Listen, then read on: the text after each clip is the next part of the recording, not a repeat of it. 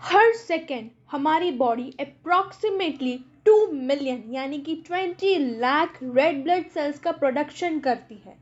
वहीं पर अगर कोई इंडिविजुअल हाई ऑल्टीट्यूड्स पर रहता हो तो उनकी बॉडी 6 to 8 मिलियन यानी कि 60 to 80 lakh red blood sales का प्रोडक्शन करती है पर second. Yes, so today we are going to start with the chapter red blood cells. Red blood sales जिन्हें हम एरिथ्रोसाइट्स भी कहते हैं, ठीक है। अब red blood sales also called erythrocytes have haemoglobin. Red blood sales है ना, रेड ब्लड सेल्स का कोई मतलब नहीं है अगर उसके अंदर हीमोग्लोबिन ना प्रेजेंट हो, ठीक है। हीमोग्लोबिन क्या करेगा ना, हीमोग्लोबिन ऑक्सीजन का ट्रांसपोर्टेशन करेगा फ्रॉम लंग्स टू बॉडी, और इसके साथ साथ जो कार्बन डाइऑक्साइड है जो आपकी बॉडी में प्रोड्यूस हुआ है वो वापस से लंग्स के पास कौन भेजेगा, वो काम भी हीमोग्लोबिन ही करेगा, ठीक है। रेड ब्लड सेल्स का प्राइमरी फंक्शन ही यही है कि वो ऑक्सीजन कैरी करता है टू बॉडी। कहाँ से? लंग्स से। हीमोग्लोबिन नहीं होगा तो वो ये चीज़ कर ही नहीं पाएगा, ठीक है। तो मुझे एक बात बताओ कि आपको क्या लगता है कि जो ये रेड ब्लड सेल्स है वो सारे ऑर्गेनिजम्स में प्रेजेंट होंगे? क्योंकि हीमोग्लोबिन तो ऑफकोर्स सब में प्रेजेंट होगा, क्योंकि ऑक्सीजन का ट्रांसपोर्टेशन पूरी बॉडी में तो सारे ऑर्गेनिजम्स को चाहिए होता है ना। तो इज इट नेसेसरी कि रेड ब्लड सेल्स जो है वो सब में प्रेजेंट हो? नहीं। देखो, कोई ऑर्गेनिजम्स क्या होते हैं ना जिनके अंदर ये जो हीमोग्लोबिन है वो कैसे फ्री प्रोटीन की तरह सर्कुलेट करता है, मतलब कि ये मतलब कि कैपिलरी है। तो जैसे बाकी सारी चीज़ें सर्किट घूमती है, जैसे कि प्लाज्मा हो गया, वाइट ब्लड सेल्स हो गए, वैसे ही ना ये हीमोग्लोबिन घूमेगा, ठीक है। उसके लिए ना कोई स्पेशलाइज्ड चीज़ नहीं होगी जिसमें वो हीमोग्लोबिन प्रेजेंट होगा। तो क्या होगा कि हीमोग्लोबिन क्या करेगा, हीमोग्लोबिन चलो अपनी ड्यूटी तो करेगा, हीमोग्लोबिन क्या करेगा, ये जो सेल है सेल को ऑक्सीजन प्रोवाइड करेगा, और ये जो सेल है वो वापस से हीमोग्लोबिन को कार्बन डाइऑक्साइड देगा, और ये कार्बन डाइऑक्साइड जो है वो वापस लंग्स के पास जाएगा और वो एक्सचेंज वाला प्रोसीजर होगा, ठीक है।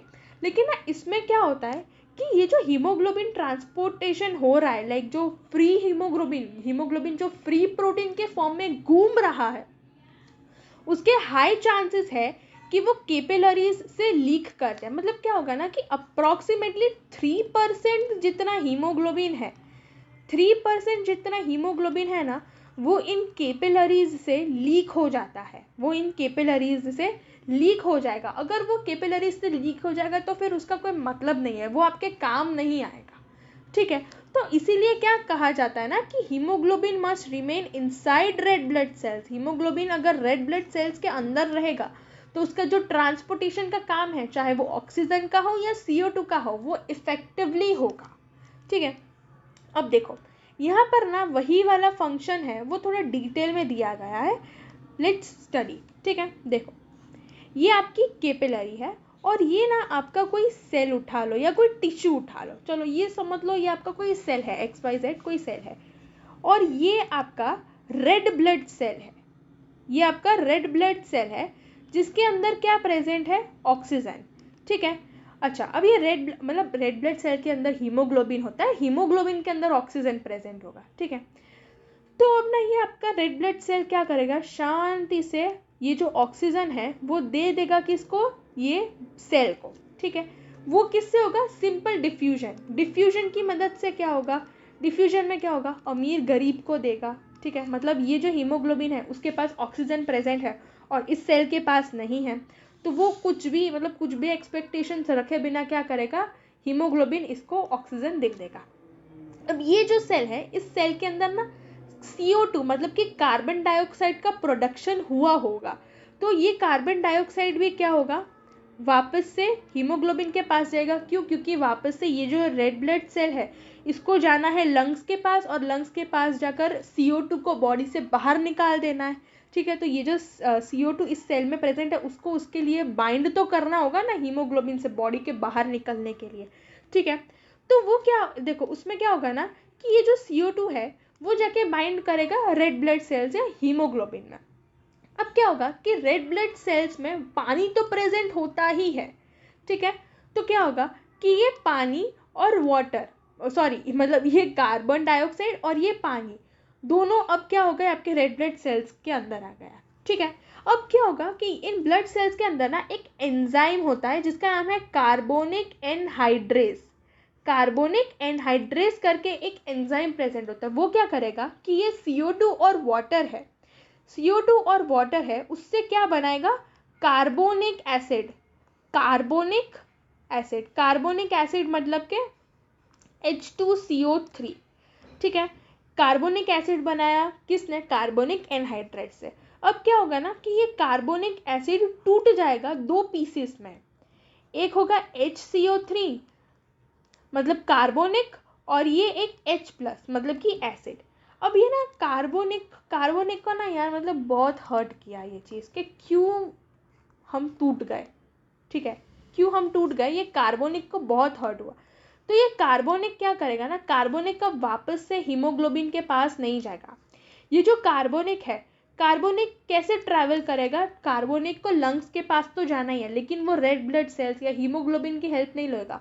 वो क्या करेगा ना, फ्रीली घूमते घूमते जाएगा लंग्स के पास।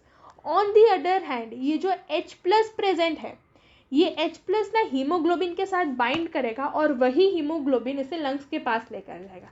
ठीक है, इन शॉर्ट ये जो HCO3 है ना, वो रेड ब्लड सेल्स के साथ नहीं बाइंड करेगा। वो क्या होगा, सिंपली जो आपका प्लाज्मा है, प्लाज्मा के अंदर चला जाएगा, और प्लाज्मा के अंदर जाने, प्लाज्मा भाई देखो रेड ब्लड सेल्स है, प्लाज्मा है, WBCs है, ये सारी चीज़ें ब्लड में प्रेजेंट है, तो ये रेड ब्लड सेल्स के अंदर नहीं जाएगा। ये नॉर्मली जैसी चीज़ें, जैसी बाकी सारी चीज़ें घूमती है ना कैपिलरीज में, लाइक ये रेड ब्लड सेल भी जैसे नॉर्मली घूमता है, वैसे ही ये HCO3 नॉर्मली कैपिलरीज में घूमते घूमते लंग्स के पास जाएगा। ठीक है, फिर लंग्स के पास जाने के बाद क्या होगा कि ये जो HCO3 है, HCO3 वापस से कार्बन डाइऑक्साइड में कन्वर्ट हो जाएगा, और ये जो कार्बन डाइऑक्साइड है वो बॉडी के बाहर निकल जाएगा। ठीक है, ओके, अब इसकी ना नीड क्या है कि ये जो कन्वर्जन है CO2 का, CO2 से जो ये जो बाइकार्बोनेट बन रहा है, इसके रिक्वायरमेंट क्या है। तो इसकी रिक्वायरमेंट ये है कि ये जो CO2 है ना, CO2 इजीली आपका जो हीमोग्लोबिन है उसके साथ घुलता मिलता नहीं है, लाइक उसके अंदर ना एकदम लाइक अच्छे से, या उसका जो प्रपोर्शन है वो सही ढंग का मिक्स या डिजॉल्व नहीं होता आपके हीमोग्लोबिन के अंदर। ठीक है, इसलिए इम्पॉर्टेंट है इसमें से बाइकार्बोनेट बनाना, और फिर वो बाइकार्बोनेट CO2 को लंग्स के पास लेकर जाएगा। ठीक है, अब ये जो एक नेक्स्ट क्वेश्चन है कि ये जो H+ है जो बाइंड किया है आपके हीमोग्लोबिन के साथ, उससे क्या होगा। देखो, ये जो आपका हीमोग्लोबिन है ना, हीमोग्लोबिन एक बहुत, इट्स लाइक अ बफर, मतलब कि बफर यानी कि जो किसी चीज़ को ज़्यादा एसिडिक भी ना होने दे, जो किसी चीज़ को ज़्यादा बेसिक भी ना होने दे। ठीक है, तो ये जो आपका हीमोग्लोबिन है उसके साथ क्या बाइंड हुआ, आपका H+ बाइंड हुआ। ये हीमोग्लोबिन क्या करेगा ना, ये H+ है, H+ को ना न्यूट्रलाइज कर देगा, इसको ज़्यादा एसिडिक नहीं रहने देगा। ठीक है, अगर ये H+ ज़्यादा एसिडिक हुआ और अगर ये आपके ब्लड में घूमा तो it would be dangerous for our blood. ठीक है, तो सिंपली हीमोग्लोबिन क्या करेगा, जो H+ उसके साथ बाइंड किया है उसको न्यूट्रलाइज कर देगा। अब एक बात बताओ मुझे कि चलो H+ का तो जुगाड़ हो गया, अब ये जो CO3- है, ये जो फ्रीली आपके ब्लड के अंदर घूम रहा है, लंग्स तक जा रहा है, ये तो बेसिक नेचर का है, तो इससे आपकी बॉडी को हार्म नहीं होगा, नहीं, क्योंकि इसका जो कंसेंट्रेशन है ना, कंसेंट्रेशन इसका जो है वो बहुत ज़्यादा कम होता है, तो कोई फर्क नहीं पड़ता आपकी बॉडी को। ठीक है, तो इसीलिए क्या बोला गया है, it is an excellent acid based buffer. कौन, हीमोग्लोबिन। हीमोग्लोबिन एक बहुत ही अच्छा एसिड बेस्ड बफर है। क्यों, क्योंकि वो क्या कर रहा है कि जो H+ है, H+ को सही ढंग से न्यूट्रलाइज कर रहा है। ठीक है, उसको ज़्यादा एसिडिक नहीं रहने दे रहा है। ओके, और नेक्स्ट टॉपिक इज स्ट्रक्चर। अब ना इसमें हम देखेंगे structure of red blood sales. ठीक है, देखो सबसे पहले उसकी शेप की बात करें तो उसकी शेप कैसी है, बाइकॉनकेव, मतलब कॉनकेव। देखो ये आपने अगर पहले कभी पढ़ा हो, कॉनकेव, ये वाली जो साइड होती है वो कॉनकेव होती है, ये वाली जो साइड होती है वो कॉन्वेक्स होती है। तो इसका शेप कैसा है, बाइकॉनकेव। ठीक है, डायमीटर, इसका डायमीटर मतलब कि यहाँ से लेकर यहाँ तक, यहाँ से लेकर यहाँ तक का उसका डायमीटर कितना है, 7.8 माइक्रोमीटर। ठीक है, फिर diameter of the thickest point, thick देखो ये जो साइड वाला पोर्शन है ना, साइड वाला पोर्शन, उसकी बात चल रही है। Diameter of the thickest point it's 2.5 micrometre. Diameter of the centre thickness, मतलब कि ये जो सेंटर थिकनेस है, ये जो सेंटर है उसकी थिकनेस कितनी है, तो 1 micrometre. Volume of RBC is 90 to 95 micrometre cube. देखो मतलब क्या है कि ये ना मैंने एक एरिया ले लिया और इस एरिया का मैंने नाम दे दिया 90 to 95 माइक्रोमीटर क्यूब। तो ये इतनी जगह है, इतनी जगह मेरा पूरा एक रेड ब्लड सेल लेगा, ठीक है, 90 to 95 माइक्रोमीटर क्यूब, ठीक है। अब देखो मैंने बताया, अच्छा ये बाइकॉन्केव का मतलब क्या है ना, कि ये कॉन्केव साइज ऊपर भी है, ये एक कॉन्केव और ये दूसरा कॉन्केव, ठीक है। तो ये अल्टीमेटली मतलब होता है बाइकॉन्केव का, यहाँ पर भी कॉन्केव है, यहाँ पर भी कॉन्केव है। इसका जो डायमीटर होगा वो 1 माइक्रोमीटर होगा और इसका जो डायमीटर होगा वो 2.5 माइक्रोमीटर होगा, ठीक है। अच्छा अब देखो ये जो रेड ब्लड सेल्स है ना, रेड ब्लड सेल्स की जो शेप है वो हमने पढ़ी बाइकॉन्केव है, लेकिन ये जो शेप है ना वो चेंज होती रहती है। लाइक अगर ऐसा हुआ कभी कि आपके रेड ब्लड सेल्स फ्लो कर रहे हैं और उसको कोई ऐसी कैपिलरी जो बहुत ही ज़्यादा नैरो है, पतली है, उसके अंदर अगर जाना पड़ेगा तो रेड ब्लड सेल्स मना तो नहीं कर सकते, वो जाएंगे, लेकिन क्या होगा कि वो उनका शेप थोड़ा उस हिसाब से एडजस्ट हो जाएगा, ठीक है। अच्छा एक बात सोचो कि ये आपका नॉर्मल रेड ब्लड सेल्स है, ठीक है। अगर फॉर एग्जांपल कोई कैपिलरी के अंदर इसको जाना हुआ तो इसका जो साइज है वो छोटा हो गया, ठीक है। तो क्या होगा कि इससे इसका जो सेल का स्ट्रक्चर है वो नहीं बिगड़ जाएगा, नहीं बिगड़ेगा। क्यों? क्योंकि आपका जो रेड ब्लड सेल्स है ना, रेड ब्लड सेल्स के पास एक्सेस सेल मेम्ब्रेन, यानी कि इसके पास ना बहुत सारी सेल मेम्ब्रेन्स होती है। तो सेल मेम्ब्रेन क्या करेगी, भले ही आपका जो नॉर्मल रेड ब्लड सेल है वो थोड़ा बहुत स्क्वीज कर जाए, थोड़ा बहुत सिकुड़ जाए, सिंक कर जाए, है ना, जब इसको टाइट स्पेस के अंदर से जाना हो, भले ही ना थोड़ा सा छोटा क्यों ना हो जाए साइज में, थोड़ा सिकुड़ जाए, स्क्वीज हो जाए, लेकिन इसका जो सेल वॉल है या फिर सेल मेम्ब्रेन है वो इसके स्ट्रक्चर को बिगड़ने नहीं देगा, ठीक है। Now next go to our next topic, that is concentration of red blood cells. देखो अगर कोई मैन है, ठीक है, कोई मैन है 1 क्यूबिक मीटर। अब कोई मैन है, मैंने ना मैन के मतलब उसके बॉडी के अंदर मैं झांक रही हूँ, मतलब वैसे नहीं भाई, वैसे नहीं, बट देखो ये आपका 1 क्यूबिक मिलीमीटर, कोई मैन है, मैन के अंदर मैंने इतना एरिया पकड़ लिया 1 क्यूबिक मिलीमीटर, तो 1 क्यूबिक मिलीमीटर के अंदर 52 lakh red blood cells present होंगे। मतलब मैंने कोई मैन होते ही है, ऑफ कोर्स जाती ही है भाई पूरी, तो कोई मैन है, मैन के अंदर ना मैंने 1 क्यूबिक मिलीमीटर जितना एरिया ले लिया, इतने एरिया के अंदर 52 lakh red blood cells present होते हैं अगर मैन हुआ तो। वही अगर कोई वुमेन हुई, कोई फीमेल हुई, तो किसी फीमेल के अंदर अगर मैं 1 क्यूबिक मिलीमीटर जितना एरिया ले लूँ तो इतने से एरिया में 47 लाख जितने रेड ब्लड सेल्स प्रेजेंट होंगे। वहीं अगर कोई इंसान हाई ऑल्टीट्यूड्स पर होगा तो उसके अंदर जो रेड ब्लड सेल्स है ना वो ज़्यादा होंगे। क्यों? देखो इसका एक ना बेसिक चीज़ है कि क्या होता है कि जो लोग लाइक हाई ऑल्टीट्यूड्स पर रहते हैं उनके पास उनकी जो हीमोग्लोबिन से जो ऑक्सीजन बाइंड करने की कैपेसिटी होती है वो बहुत कम होती है, लेकिन ऑक्सीजन तो बाइंड करवाना पड़ेगा। तो क्या करेंगे कि ये लोग ना, ये जो हमारी मतलब जो ये लोग नहीं, जो हमारी बॉडी है वो क्या करेगी, ज़्यादा रेड ब्लड सेल्स बना देगी,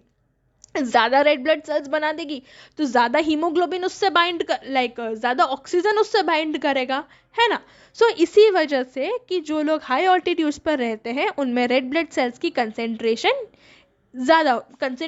अमाउंट ज़्यादा होता है, ठीक है ना। क्वांटिटी ऑफ हीमोग्लोबिन, देखो ये ना एक इम्पॉर्टेंट टॉपिक है।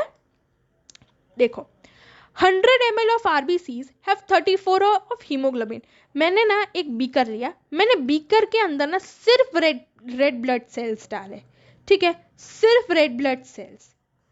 तो ये जो जितने भी, अगर मैंने 100 ml जितने रेड ब्लड सेल्स लिए, अगर मैंने 100 ml जितने रेड ब्लड सेल्स लिए, तो उसके अंदर कितना 34 ग्राम ऑफ हीमोग्लोबिन होगा, 34 ग्राम ऑफ हीमोग्लोबिन होगा। ठीक है, ये ना इसकी मैक्सिमम वैल्यू है कि अगर मैं 100 ml of red blood sales लेती हूँ तो 34 ग्राम ऑफ हीमोग्लोबिन ही होगा।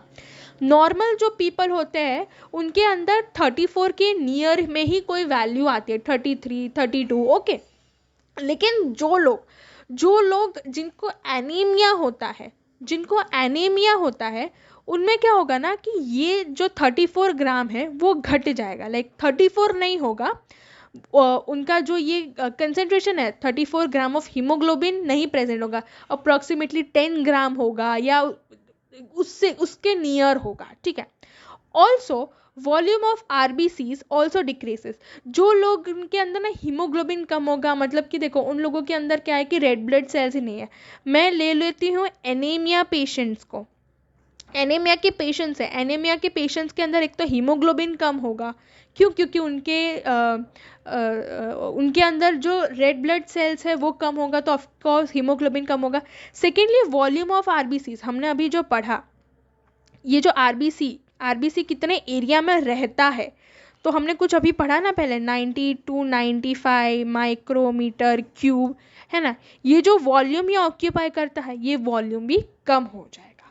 ठीक है, अच्छा, तो ये मैंने बात की कि अगर मैं सिर्फ 100 ml रेड ब्लड सेल्स ले लूँ तो उसके अंदर 34 ग्राम ऑफ हीमोग्लोबिन प्रेजेंट है नॉर्मली। अब देखो in context of whole blood, अगर ना देखो कोई पेशेंट आया मेरे पास, ठीक है, और वो पेशेंट मुझे बता रहा है कि आप मुझे बताओ कि मेरे ब्लड के अंदर कितना हीमोग्लोबिन प्रेजेंट है, तो मैं उसकी बॉडी से रेड ब्लड सेल्स कैसे अलग कर सकती हूँ यार। उसका जो ब्लड होगा, ऑफ कोर्स मैं सिरिंज से उसका ब्लड ही लूंगी, है ना। ऐसा तो है नहीं कि मेरी कोई सिरिंज ऐसी जादुई है जिसमें सिर्फ रेड ब्लड सेल्स ही आते हो, उसमें सारे टाइप के ब्लड सेल्स आएंगे, है ना। तो जो फॉर एग्जाम्पल मैंने जो पूरा ब्लड लिया सिरिंज के थ्रू, वो मैंने लिया 100 ml जितना मैंने ब्लड लिया। उस ब्लड के अंदर सब कुछ है भाई, WBC है, रेड ब्लड सेल्स है, प्लाज्मा है, सब कुछ है। तो ये जो 100 ml का जो ब्लड होगा उसके अंदर approximately 50 gram of haemoglobin present होगा, अगर वो ब्लड मेन का होगा। ऑन दी अदर हैंड, अगर मैंने कोई विमेन में से 100 ml ऑफ ब्लड ले लिया, तो उसमें approximately 14 gram of haemoglobin present होगा। रिमेंबर, ये जो बात ओवरऑल ब्लड की है, मतलब मैंने सिरिंज के थ्रू पूरा ब्लड ले लिया, ये नहीं कि मैंने सिर्फ रेड ब्लड सेल्स लिए हैं। ठीक है, डन। सो ये बहुत ही सिंपल कॉन्सेप्ट है, आई होप आपको समझ आया हो। यहाँ पर ऊपर कौन सी वैल्यू दी है कि आपने सिर्फ रेड ब्लड सेल्स लिए हैं और आप उसका हीमोग्लोबिन का डिटेक्शन कर रहे हो कि उसमें कितना हीमोग्लोबिन है। इसमें ना आपने पूरा ब्लड लिया है सिरिंज के थ्रू, कोई पेशेंट के अंदर से पूरा 100 ml जितना ब्लड लिया है और फिर आप डिटेक्ट कर रहे हो कि उसके अंदर कितना हीमोग्लोबिन प्रेजेंट है। ठीक है, ओके। अब यहाँ पर ना एक सिंपल सी बचकानी सी कैलकुलेशन है। देखो 1 ग्राम हीमोग्लोबिन के अंदर 1.34 ml जितना O2 है, मतलब 1 ग्राम हीमोग्लोबिन इतना ऑक्सीजन कैरी कर सकता है। तो मेन के अंदर अप्रॉक्सीमेटली अगर मैंने ये 100 ml फॉर एग्जांपल, अगर मैंने किसी इंसान के अंदर से ना 100 ml जितना ब्लड लिया है, तो इस 100 ml में O2 का अमाउंट कितना होगा? देखो सिंपल है, 1 ग्राम ऑफ हीमोग्लोबिन के अंदर 1.34 ml जितना O2 होता है, तो 15 ग्राम के अंदर कितना होगा, क्रॉस मल्टीप्लाई करें तो ये अप्रॉक्सीमेटली इसका आंसर आएगा 20 ml। इसका आंसर आएगा अप्रॉक्सीमेटली 20 ml। सिमिलरली अगर मैं विमेन की बात करूं तो देखो 1 ग्राम ऑफ हीमोग्लोबिन के अंदर 1.34 ml ऑफ ऑक्सीजन होता है। ठीक है, विमेन की बात करूँ तो विमेन में अगर मैं 100 ml ऑफ ब्लड ले लूँ तो 14 ग्राम ऑफ हीमोग्लोबिन मुझे मिलेगा। तो 14 ग्राम ऑफ हीमोग्लोबिन में मेरा कितना ऑक्सीजन बाइंड करेगा? तो this will be approximately 19 ml। This will be approximately 19 ml। Done. चलो नेक्स्ट टॉपिक इज हेमेटोक्राइट। हेमेटोक्राइट का मतलब क्या है? कि मैंने एक पेशेंट में से ब्लड ले लिया, ठीक है। अब ना मुझे पता लगाना है कि इस ब्लड के अंदर रेड ब्लड सेल्स का प्रपोर्शन कितना होगा। मैंने 100% ब्लड ले लिया, मतलब पूरा ब्लड चूस के नहीं निकाल दिया उसकी बॉडी से, लेकिन मैंने जितना ब्लड लिया है उसके अंदर से रेड ब्लड सेल्स का पोर्शन किसका, मतलब रेड ब्लड सेल्स का जो प्रपोर्शन है वो कितना है। तो इसे हम क्या बोलेंगे, हेमेटोक्राइट। इसे हम क्या बोलेंगे, हेमेटोक्राइट, ठीक है। फॉर एग्जाम्पल आपने टेस्ट करवाया और आपके टेस्ट में आया 40 हेमेटोक्राइट, मतलब कि आपने जितना ब्लड दिया, आपने अगर 100 ml जितना ब्लड दिया तो उसमें से 40% जितना रेड ब्लड सेल्स है, ठीक है, उसमें से 40% जितना रेड ब्लड सेल्स और बाकी का जो 60% है वो प्लाज्मा है, ठीक है।